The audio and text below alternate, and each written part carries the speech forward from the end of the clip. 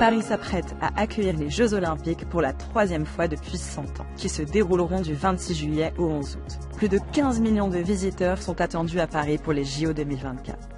10 500 athlètes de 206 nations concourront dans 32 sports olympiques et 22 sports paralympiques. Avant de vous laisser gagner par l'excitation des Jeux, voici 3 questions relatives aux droits humains à garder à l'esprit à propos des JO en France. Premièrement, les autorités françaises expulsent les personnes qui vivent dans la rue ou qui squattent des bâtiments abandonnés, dont de nombreux migrants, pour faire place aux constructions et aux événements liés aux Jeux Olympiques.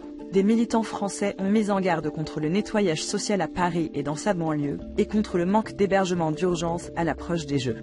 Deuxièmement, une vidéosurveillance algorithmique controversée sera utilisée à des fins sécuritaires. Les recherches montrent que de telles mesures de surveillance peuvent conduire à une criminalisation excessive des minorités raciales, ethniques et religieuses, et la France connaît déjà de graves problèmes de contrôle aux faciès par la police.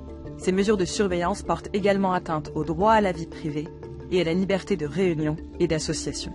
Troisièmement, l'interdiction du hijab pour les athlètes françaises. L'interdiction discriminatoire du hijab en France entrave l'égalité d'accès au sport pour les femmes et les filles musulmanes. Par exemple, la Fédération française de basketball n'autorise pas les femmes et les filles qui portent le hijab à participer à des compétitions sportives.